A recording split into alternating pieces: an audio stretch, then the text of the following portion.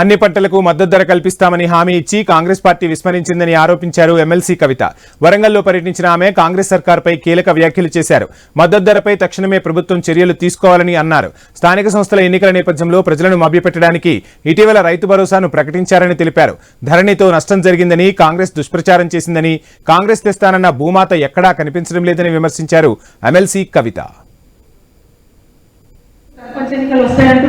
కాంగ్రెస్ నాయకులు ఎప్పుడు వస్తే అప్పుడు వాళ్ళని నిలదీయండి. ఓట్లప్పుడు మంచి మాటలు చెప్తారు, ఇక భూమాత పెడతాం, ధరణి బాగలేదు అని చెప్పి లొల్లి పెడితే, ధరణితో నష్టం జరిగిపోయిందంటే, ధరణితో అవినీతి జరిగిపోయిందంటే మీ భూమాత ఏమాయ మరి ఇంతవరకు ఎక్కడ కూడా కనపడతలేదు, ఎక్కడ కూడా ఇంప్లిమెంట్ అయితలేదు.